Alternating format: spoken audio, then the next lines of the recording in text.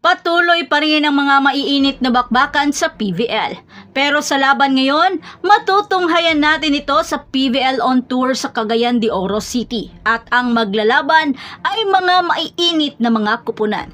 Tulad na lamang ng PLDT High Speed Hitters kontra sa Creamline Cool Smashers. Makakaya kaya ng PLDT na pigilan ang attacking team ng Creamline Cool Smashers? Pero bago pa man ang lahat, huwag mo namang kalimutang mag-subscribe at i-spike ang notification bell para lagi kang updated sa mga volleyball ganap. Itinataya ng Creamline ang walang bahid nitong record laban sa panig ng PLDT na naghahangad na mabawi ang mga natalong laban sa pagpunta ng PVL on Tour sa Cagayan de Oro sa CDO International Convention Center. Ang Cool Smashers ay wala pang bahid na pagkatalo sa ngayon at nananatiling nasa taas sa team standing. At isa ito sa mga mabangis na kailangang paghandaan ng ibang makakapasok sa semis. Sa ngayon, 6 na ang panalo ng Creamline habang ang PLDT ay nasa pang-5 pwesto at mayroong 5 panalo at 2 talong record. Ang Cherry Tigaw at Signal pa lamang ang nakakapagpatalo sa PLDT. Sa 6:00 ng gabi, magaganap ang bakbakan ng 2 kupunan at kailangang maipanalo ito ng PLDT dahil magkataon na matatalo sila. Isang mitsa ng kanilang pagkahulog sa top 4 race sa semifinals. Kaya ang laban na ito ay napaka-importante para sa high-speed hitters. Matapos naman talunin ng ibang kupunan, mahihirapan ang PLDT sa ngayon na mag-level up dahil nagkataon na sa undefeated team pa sila nakatuon ilaban sa napaka-crucial nilang sitwasyon sa team standing. Pagkatapos naman sa Cool Smashers, sasabak ang high-speed hitters sa Flying Titans sa November 23 at haharap naman pagkatapos sa Cargo Movers sa November 30 at ang huli nilang makakaharap ay ang Petrogas Angels sa December 5.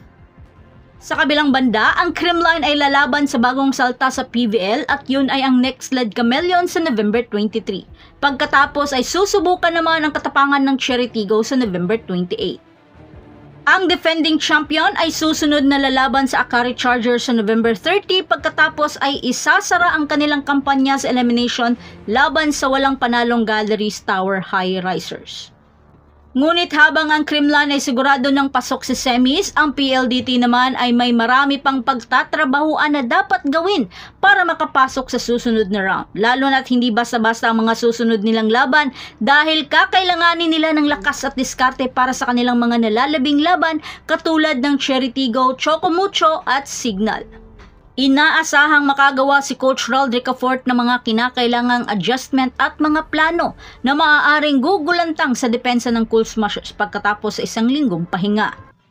Ngunit ang PLDT ay marami naman ang aasa at aangkla sa PhilAm reinforcement na si Savannah Davison at iba pang mga high-speed hitters tulad na lamang ng patuloy na umaangat na si Erica Santos, ang nangungunang middles na sina Del Palomata at Mika Reyes, at ang batikang si Honey Royce Tubino habang sinusubukan nilang idiskaril ang marcha ng Cool Smashers sa susunod na round.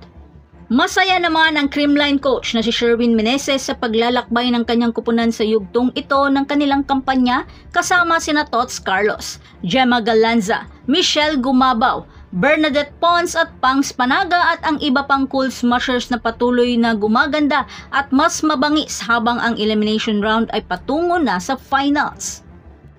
Samantala, hinahangad din ng Akari na tubusin ang sarili mula sa 4 na set na pagkatalo sa kanilang sister team na NX Led Chameleon noong Martes, habang ang Chargers ay makikipagtunggali ngayon sa Gel Floor Defenders alas 4 ng hapon. Sa 3 panalo at 4 na talong record ng Akari, kinakailangan naman nilang walisin ang huling 4 na laro nito para magkaroon ng pag-asa na makatabla man lang para sa huling upuan sa semis. Pero kung laban ito sa Gel Floor Defenders, makakatagpo ang Chargers ng isang kupunan na gutom na sa tagumpay. At para naman sa Gel Floor Defenders, makakaya kaya nilang pigilan si Dindin Santiago Manabat at Faith Nisperos? So that's it. Thanks for supporting this channel and please don't forget to like and subscribe and spike the notification bell para lagi kang updated sa mga volleyball ganap. And thanks for watching.